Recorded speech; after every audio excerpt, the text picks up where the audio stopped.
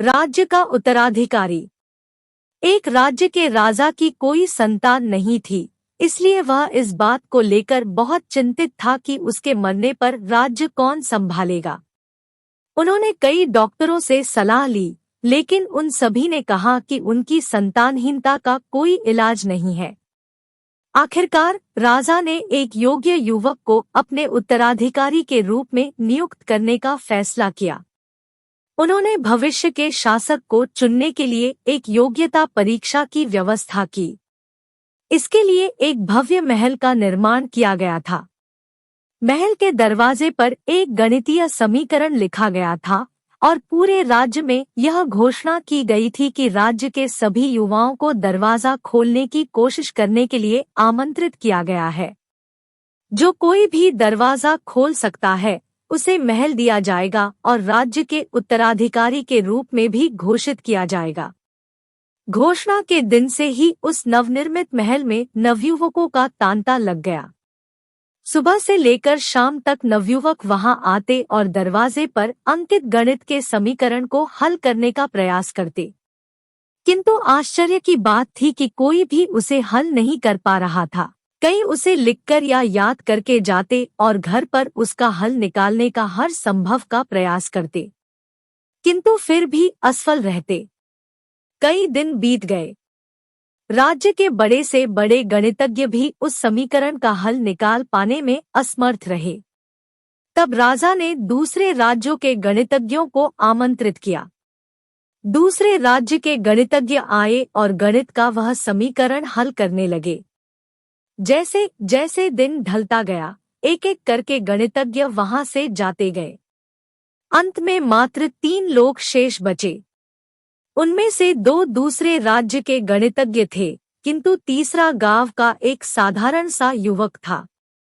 दोनों गणितज्ञ जहां गणित का समीकरण हल करने में लगे हुए थे, वहां युवक एक कोने में खड़ा होकर उन्हें देख रहा था। राजा ने जब उसे यूं ही खड़ा देखा तो पास बुलाकर पूछा, तुम दरवाजे पर अंकित समीकरण हल क्यों नहीं कर रहे? युवक बोला, महाराज, मैं तो बस यूं ही इन नामी गिरामी गणितज्ञों को देखने आया हूँ।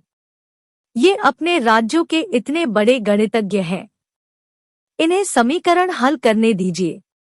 यदि इन्होंने हल निकाल लिया तो राज्य के उत्तराधिकारी बन जाएंगे। इससे बड़ी खुशी की बात और क्या होगी।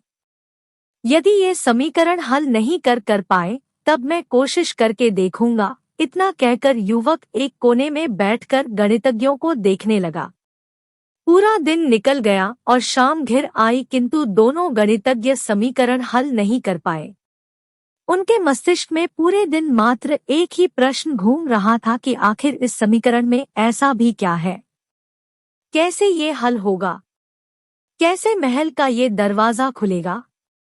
पूरा प्रयास करने के बाद भी वे समीकरण हल नहीं कर पाए। जब उन्होंने हार मान ली तो कोने में बैठा युवक उठकर दरवाजे के पास गया और जाकर उसे धीरे से धक्का दे दिया। जैसे ही उसने दरवाजे को धक्का दिया, दरवाजा खुल गया।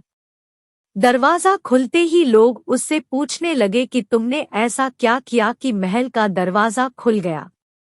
युवक बोला, जब मैं बैठकर सबको गणित का समीकरण हल करते देख रहा था तो मेरे दिमाग में विचार आया कि हो सकता है कि दरवाजा खोलने का कोई समीकरण ही न हो, इसलिए मैं गया और सबसे पहले जाकर दरवाजे को धक्का दे दिया। दरवाजा खुल गया। दरवाजे खोलने का कोई समीकरण था ही नहीं। उसका उत्तर वहां उपस्थित राजा ने भी सुना और बहुत प्रसन्न हुआ। उसने युवक को वह महल भी दिया गया और राज्य का भावी उत्तराधिकारी भी घोषित किया। सीख, जिंदगी में हम कई बार ऐसी परिस्थिति में फंस जाते हैं जब हमें लगता है कि हमारे सामने पहाड़ जैसी समस्या है, जबकि वास्तव में कोई समस्या होती ही नहीं, या होती भी है तो बहुत ही छोटी सी, लेकिन हम उसे बहुत बड़ा बनाकर उसमें उलझे रहते हैं। बाद में उस समस्या का समाधान अपने आप ही निकल जाता है, या फिर थोड़े से प्रयास के बाद।